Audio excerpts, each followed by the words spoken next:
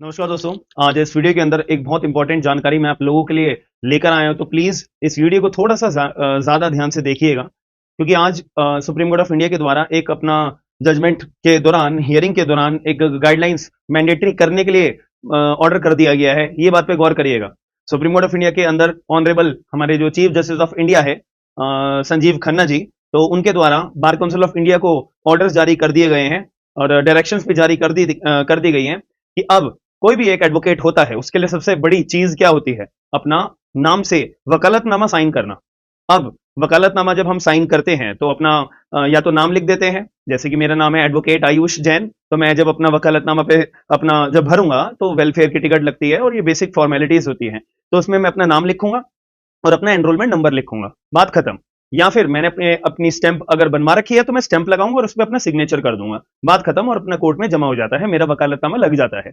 और जब यही एक बेसिक हमें फॉर्मेलिटी करनी पड़ती है अपना वकालतनामा साइन करते हुए, लेकिन सुप्रीम कोर्ट ऑफ इंडिया ने ऑर्डर जारी कर दिया गया है कि अब आज से यानी 2025 की अगर मैं बात करूं तो ये बोल दिया गया है कि अब एक बार बताओ यार, हमने पहले जब AIB 19 का पेपर हुआ था उस टाइम पे हमने फाइनल ईयर के लॉ स्टूडेंट्स को भी तो AIB का एग्जाम देने के लिए अधिकार दिया था। अब ऐसे केस में जब वकील बन जाओगे तो उसके बाद में ना आप बार काउंसिल ऑफ इंडिया एक ऐसा नया रूल बनाओ, मैंडेटरी कर दो पूरे के पूरे देश के अंदर, कि अगर कोई भी एडवोकेट अब वकालतनामा अपना साइन करेगा तो वकालतनामा में वो क्या लिखेगा? अपना नाम लिखेगा, अपना एनरोलमेंट नंबर लिखेगा, साथ में उसको एक और बात लिखनी होगी कि भाई आपने ऑल इंडिया बार एग्जामिनेशन का पेपर क्लियर कर लिया है या नहीं करा है। ये बात भी अब मैंडेटरी कर दो भाई, बात खत्म। तो सुप्रीम कोर्ट ऑफ इंडिया ने यह ऑर्डर जारी कर दिया है कि अब जो है बार काउंसिल ऑफ इंडिया, आप जल्द से जल्द इसके ऊपर रूल बना के पूरे देश में मैंडेटरी कर दिया जाए कि अब अगर आप अपनी स्टैंप भी लगाओगे ना तो स्टैंप के अंदर आपको एक लाइन और लिखवानी पड़ेगी कि भाई मैं अपना AIB का एग्जाम क्लियर कर चुका हूं, और अपना एनरोलमेंट नंबर लिखना पड़ेगा और अपना नाम लिखना पड़ेगा, जो भी आपका और मोबाइल नंबर होता है, चैम्बर की डिटेल्स होती हैं, ईमेल आईडी होती है, वो जो स्टैंप आप लगाते हो उसके अंदर एक लाइन छोटी सी आपको एक्स्ट्रा ये लिखनी पड़ेगी कि मैं जो है AIB का एग्जाम क्लियर कर लिया हूं या नहीं करा है। ठीक है जी, ये बात अब आपको भरनी पड़ेगी अपना वकालतनामा साइन करते दौरान। सुप्रीम कोर्ट ऑफ इंडिया ने ऑर्डर जारी कर दिया है। अब एक बात बताओ कि यार हम एक बेसिक लेवल से अगर बात करते हैं तो अगर कोई लॉ ग्रेजुएट आता है अपना, तो उसके दिमाग में अब एक ये चीज फिट करी जा रही है, अब वो जुडिशियल एग्जाम्स को लेके हुआ, या अब मैंने ये नई अपडेट आपको बताई है कि वकालतनामा साइन करते दौरान आपको ये करना पड़ेगा, इस पर्पज से हुआ, तो एक दिमाग में एक चीज सेट करी जा रही है कि अब आपके पास ज्यादा कोई ऑप्शन नहीं है, पेपर देने की भी ऑप्शन नहीं है। आपको अगर पेपर भी देने को जुडिशरी के लिए सोच देख लो, आप 2022 का MP का एग्जाम देख लो, वो अपना फंसा पड़ा हुआ है कि 3 साल की प्रैक्टिस होनी चाहिए, इतनी ऑर्डर शीट होनी चाहिए, इतने आपके वकालतनामा साइन होने चाहिए, वगैरह वगैरह। ठीक है, अब उसके ऊपर चैलेंज करा गया था, वो पेंडिंग में है। और अब सुप्रीम कोर्ट ऑफ इंडिया के द्वारा यहाँ पे डिसाइड करना है कि अब 3 साल की प्रैक्टिस मैंडेटरी करनी चाहिए या नहीं करनी चाहिए जुडिशरी एग्जाम्स के अंदर अपीयर करने के लिए। और अगर मैं APO के एग्जाम की बात कर लेता हूं, APO के एग्जाम्स में भी साफ साफ एक लाइन लिखी हुई आ रही है कि भाई आपको पास मिनिमम 2 साल की प्रैक्टिस या 3 साल की प्रैक्टिस होनी चाहिए। जैसे कि हिमाचल प्रदेश ADA का पेपर आया था, उसमें 2 साल की प्रैक्टिस मांगी है। दिल्ली APP का पेपर आया, उसमें 3 साल की प्रैक्टिस मांगी है। हालांकि दिल्ली में तो पहले भी मांगी जाती थी, मैं एक बेसिक बात बता रहा हूँ। तो MP ADPO का आता है, वहां पे एक्सपीरियंस नहीं मांगा जाता, बट इतना टाइम हो गया है, वो भी एग्जाम नहीं आया। उत्तराखंड का अपना APO एग्जाम होता है, उसमें कोई एक्सपीरियंस नहीं मांगा जाता, लेकिन वो भी बहुत टाइम से नहीं आया है, तो पूरी उम्मीद लग सकती है कि अब वो भी प्रैक्टिस एक्सपीरियंस निकाल दे शायद। कंफर्म नहीं है अभी, ना ही इसके बारे में कोई बात है, मैं अपने मन की आपके सामने एक पॉइंट ऑफ व्यू रख रहा हूं। तो सारी जगह पे मोटी मोटी बात हमारे को एक चीज देखने को क्या मिल रही है? प्रैक्टिस का एक्सपीरियंस आपके पास होना बहुत जरूरी है। और वकालतनामा भी आपको साइन करना है, तो उसके लिए क्या बोल दिया भाई, आपके लिए AIB एग्जाम क्लियर करना जरूरी है, और साथ साथ आपको ये मेंशन करना भी जरूरी होगा अपने वकालतनामा के अंदर। तो जो पहले अगर मैं 1-2 साल पुरानी बात करता हूं, तो बच्चा एक लॉ ग्रेजुएट होता था, उसके दिमाग में क्लैरिटी होती थी। किस चीज की क्लैरिटी? भाई मेरे को पढ़ाई अच्छे से मन लगा के करनी है और अपना एग्जाम क्रैक करना है, या मेरे को अपनी वकालत अच्छे से करनी है और अपना मेरे को एक अच्छे सीनियर के पास अपना प्रैक्टिस करनी है। तो बच्चे अपने डिवाइडेड हुआ करते थे, या मेरे को अच्छे से मन लगा के पढ़ाई करनी है, अपनी वकालत LLB की डिग्री पूरी करनी है, फिर मेरे को कॉर्पोरेट में जाना है, मेरे को लॉ फर्म ज्वाइन करनी है, लॉ ऑफिस ज्वाइन करना है, या एडवोकेट के पास जाके अपनी मेरे को प्रैक्टिस अपनी शुरू करनी है, जुडिशरी की तैयारी करनी है, APO की तैयारी करनी है, या कोई बैंकिंग के लॉ ऑफिसर के एग्जाम आते हैं उसकी तैयारी करनी है, RBI के लॉ ऑफिसर की तैयारी करनी है, या सेबी के लॉ ऑफिसर की तैयारी करनी है, IBPS के लॉ। तो बच्चों के पास बहुत सारे ऑप्शन थे पहले, लेकिन अब आज के करंट सिनेरियो की हम 2025 या अब 2026 की हम बात करेंगे तो कोई प्लान नहीं है, बस एक ही बात बार बार बार बार बार बार एक मन में डाली जा रही है, जजमेंट्स आ रहे हैं कि प्रैक्टिस करो प्रैक्टिस करो प्रैक्टिस करो, प्रैक्टिस का एक्सपीरियंस मैंडेटरी है, एबी का एग्जाम क्लियर करो, जुडिशरी में भी आना है तो आपको प्रैक्टिस अपनी करनी ही पड़ेगी। तो याद रखना ये बहुत जरूरी बात है कि अब ना आप थोड़ा सा अपने आप को दिमाग में एक चीज सेट कर लो भाई, हर जगह से अभी आ रहा है ऑप्शन कि प्रैक्टिस करना बहुत जरूरी है। तो आपको अपना थोड़ा सा अब कनेक्शंस बनाने जरूरी हैं, क्योंकि मैं ये बात जानता हूं कि आप एक लॉ ग्रेजुएट होंगे तो कोर्ट में जाओगे तो भाई कोई पूछने वाला नहीं है, कोई सिखाने वाला नहीं होगा, कोई समझाने वाला नहीं होगा। तो इसमें ड्यूटी किसकी बनती है? ड्यूटी बनती है अथॉरिटीज की, सुप्रीम कोर्ट ऑफ इंडिया की, बार काउंसिल ऑफ इंडिया की, बार एसोसिएशंस की, या जो हमारे कॉम्पिटेंट अथॉरिटीज हैं कि वो एक रोड मैप तैयार करें, एक गाइडलाइंस जारी करें। किस बात के लिए गाइडलाइंस? कि अगर कोई अपना 4-5 साल का बीएलएलबी करता है, बीबीएलएलबी करता है, तो 4 साल के लिए वो अपनी पढ़ाई करे।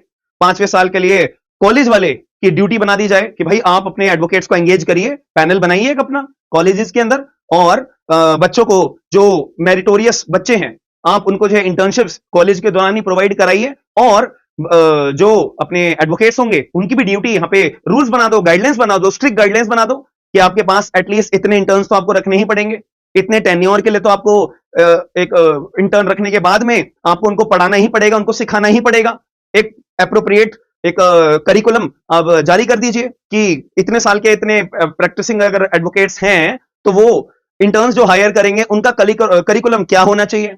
इतने साल का एक प्रैक्टिसिंग एडवोकेट है तो वो जो अपना इंटर्न्स हायर करेंगे तो उनका करिकुलम क्या होगा। तो एक अगर हम बात करें, अगर ऐसा कोई करिकुलम जारी करने के लिए ऑर्डर जारी कर दिया जाए तो ऐसे केस में कितना फायदा होगा। एक लॉ ग्रेजुएट के दिमाग में क्लैरिटी होगी कि भाई अगर मेरे को जुडिशरी की भी तैयारी करनी है ना तो मेरे को पर्टिकुलर इतने साल के एक्सपीरियंस एडवोकेट के पास जाके ये करिकुलम का मेरे को काम सीखने को मिलेगा, और साइड बाय साइड मैं इतना टाइम निकालकर अपनी जुडिशरी की तैयारी में भी लगाऊंगा, इतना टाइम निकालकर अपना एपीओ की तैयारी में भी लगाऊंगा, इतना टाइम निकालकर मैं सेबी, आरबीआई, आईबीपीएस या XYZ कहीं पे भी अगर मेरे को एग्जाम देना है मैं उसमें भी अपना टाइम डिवोट कर सकूंगा। बट ऐसा कोई प्लानिंग है नहीं है। दूसरी तरफ एलएलएम को देख लो कि अगर किसी बच्चे को, लॉ ग्रेजुएट को अपनी एलएलएम करनी है, वो तब कंफ्यूज है क्यों कि मैं 1 साल वाली एलएलएम करूं या 2 साल वाली एलएलएम करूं। इसके रिगार्डिंग कोई गाइडलाइंस है? कोई गाइडलाइंस नहीं है, बिल्कुल भी कुछ नहीं बता रखा है कि अगर आप 1 साल वाली एलएलएम करते हो तो आपको ये फायदा होगा, ये नुकसान होगा। अगर आप 2 साल वाली एलएलएम करते हो तो आपको ये फायदा होगा, ये नुकसान होगा। यूनिवर्सिटीज के द्वारा भी कोई गाइडलाइंस जारी नहीं करी, क्यों? क्योंकि कॉम्पिटेटिव जो कॉम्पिटेंट अथॉरिटीज है उनके द्वारा ही कोई गाइडलाइंस जारी नहीं करी है, तो यूनिवर्सिटीज जो अपने मन से थोड़ी ना कुछ भी रूल बना देगी। तो ये एक बहुत बड़ी कंफ्यूजन वाली बात है, इसके ऊपर कोई गाइडलाइंस जारी नहीं हो रही है, बस कमेटी बना दी। अब उनका क्या फैसला आता है वो टाइमली बेसिस पे पता लगेगा। बट 2014 से अगर हम बात करें, ये रूल लागू है 1 साल वाली एलएलएम का, तो अब तक कोई डिसीजन क्यों नहीं लिया गया है, आप खुद सोचिए। और अब जुडिशरी के एग्जाम्स की अगर हम बात कर लेते हैं तो जो हियरिंग है वो पहले कोई जो 22 तारीख जो थी पहले जो निर्धारित रखी गई थी उसके ऊपर भी कोई हियरिंग नहीं हुई है, डीले पे डीले। अब पूरी उम्मीद यही है कि समर वेकेशंस के बाद में ही कोई फैसला आने की उम्मीद है, कंफर्म नहीं है। तो इस वीडियो के माध्यम से मैं बस आपको एक अपना पॉइंट ऑफ व्यू बताना चाहता था कि जो प्रॉब्लम्स है ना वो समझने के लिए आपको सोल्यूशन पे ध्यान देना है, प्रॉब्लम्स पे ध्यान नहीं देना है। अब सोल्यूशन क्या निकल के आ रहा है? आपको कोर्ट में उतरना पड़ेगा, कोर्ट में जाओ, अपने थोड़े कनेक्शन बनाओ और बार एसोसिएशन में अपना नाम जरूर चढ़वा लो भाई। आप अगर स्टेट बार काउंसिल में अपना नाम अपना रजिस्टर करा लेते हो तो एएबी पे ध्यान देना ही पड़ेगा भाई। देखो एएबी का पेपर क्लियर करना ही पड़ेगा। अब कोई कुछ भी बोले कि एएबी का पेपर इजी आता है, एएबी का पेपर हार्ड आता है, भाई जो बच्चा पास होता है ना वो तो बोलेगा इजी है, जो बच्चा फेल होता है ना उससे पूछो एक बारी कि उसके मन में कितनी परेशानियां, वो कितनी बातें लेके बैठा होता है। ठीक है कि फीस दोबारा देनी पड़ेगी, अब दोबारा उसको चीजें रिकॉल करनी पड़ेगी, दोबारा पेपर में बैठना पड़ेगा, और एएबी का फॉर्म भरने के लिए दोबारा उसको वेट करना पड़ेगा। नेक्स्ट एएबी कब होगा कोई शेड्यूल नहीं होता है, एग्जाम कभी भी हो जाता है, जब मन करता है तब शेड्यूल निकाल देते हैं, जब मन करता है तब एग्जाम निकाल देते हैं, जब मन करता है जो आंसर की आती है वो आंसर की निकाल देते हैं, जब मन करता है जो आंसर की के अंदर क्वेश्चन जो आंसर मेंशन है उसको हटा देते हैं, डिलीट कर देते हैं। तो इसके बारे में भी बहुत सारी चीजें हैं जो ग्राउंड लेवल पे ठीक होनी चाहिए बट अभी तक हुई नहीं है। बस कमिटीज के द्वारा अपना डिसीजन लिए जाते हैं बट वो क्या डिसीजन होते हैं वो किसी को पता नहीं लगते हैं। तो इसलिए मैं आपको मेरा मेन इंटेंशन ये वीडियो के माध्यम से जो मैंने अभी ये जजमेंट पढ़ा, मतलब ये अपडेट पढ़ी थी जिसमें सुप्रीम कोर्ट ऑफ इंडिया ने साफ यहाँ पे ऑर्डर जारी कर दिया बीसीआई को कि भाई आप जो है मैंडेटरी करिए। किस चीज के लिए? वकालतनामा पे अगर कोई व्यक्ति या कोई एडवोकेट अपना वकालतनामा भर रहा है तो वहां पे उसको एक लाइन और लिखनी पड़ेगी कि मैं एआईबी क्लियर कर चुका हूं या मैं एआईबी क्लियर नहीं कर चुका हूं, बात खत्म। ये लिखना मैंडेटरी करा जाए, बार काउंसिल ऑफ इंडिया इसको रूल को पूरे देश में लागू कर दिया जाए। बट मेरा मेन कंसर्न था कि सुप्रीम कोर्ट ऑफ इंडिया साहब आप जो है प्लीज ग्राउंड लेवल पे भी एक ऑर्डर जारी करिए बार काउंसिल ऑफ इंडिया को लागू करने के लिए कि करिकुलम क्या होना चाहिए, लॉ ग्रेजुएट के पास क्या क्या ऑप्शंस होने चाहिए इसके रिगार्डिंग। प्रैक्टिस अगर वो करने के लिए आप बोल रहे हो, ठीक है भाई हम कर लेंगे, बट हमें आप एक विजन तो दीजिए कि आप कौन से एडवोकेट के पास जा सकते हो और हमें एडवोकेट हायर करने का एक पर्सपेक्टिव तो बताइए। लेकिन इसके बारे में कोई नहीं बताता है। मैं थोड़ा सा एक्सप्लेन अपने मन की बातों को इतनी बेहतरीन तरीके से नहीं कर पा रहा हूं, बट आप थोड़ा सा मेरा एक कनेक्शन समझिए कि मैं किस सेंस में बोल रहा हूं, क्यों बोल रहा हूं। ठीक है जी। और कुछ लोग होंगे जो मेरी बात को नेगेटिवली लेके जाएंगे, ये बात मैं एक्सेप्ट करता हूं, बट मैं ग्राउंड लेवल के ऊपर जो नए नए लॉ ग्रेजुएट्स हैं ना, मैं मेन उन लोगों के लिए अपना पॉइंट ऑफ व्यू रखने के लिए आया हूं इस वीडियो के माध्यम से। क्योंकि जो ये line supreme court of India के द्वारा बोली गई थी, honourable supreme court of India के द्वारा ये बात बोली गई थी कि बीसीआई आप मैंडेटरी करिए, पूरे देश में रूल बनाइए वकालतनामा पे, तो ये थोड़ी सी मेरे को अजीब लगी थी। तो इसलिए आई होप आपको ये वीडियो के माध्यम से जो मैं आपको बताना चाहता हूँ वो समझ में आया होगा। और आपका कोई भी सजेशन है, पॉइंट ऑफ व्यू है या अपने मन की कोई बात है पॉजिटिवली नेगेटिवली, तो मुझे प्लीज कमेंट बॉक्स के अंदर जरूर बताइएगा। और वीडियो को लाइक जरूर करके मुझे बताइएगा कि कितने लोग मेरी बात से कनेक्ट हो पाए हैं। जितने ज्यादा लाइक होंगे मैं उतने ज्यादा आपको ये बात के लिए समझ पाऊंगा, क्योंकि मैं फिजिकली आपसे नहीं मिल पा रहा हूं। एक ये यूट्यूब का माध्यम है जिससे आप और मैं अपना कनेक्शन बना सकते हैं, तो इसलिए लाइक की क्वांटिटी के बेसिस पे तो मैं आपको जज कर सकता हूं, या कमेंट आप करोगे उसके बेसिस पे ही, ठीक है। और शेयर करके आप लोगों को थोड़ा सा अवेयर और करिएगा ये बात के रिगार्डिंग, जिससे कि जो मेरी सोच एक है, तो आप लोग भी ये सोचते हो या नहीं सोचते हो, या आपका कोई अलग मानना है, तो प्लीज मेरे को कमेंट बॉक्स के अंदर साथ में जरूर बताइएगा। तो वीडियो को शेयर करके अपने करीबी दोस्तों को जरूर करिएगा, और इस बात के बारे में थोड़ा सा उजागर होना बहुत जरूरी है, जागरूकता होना बहुत जरूरी है। बाकी मिलते हैं नेक्स्ट वीडियो के अंदर। थैंक यू, धन्यवाद।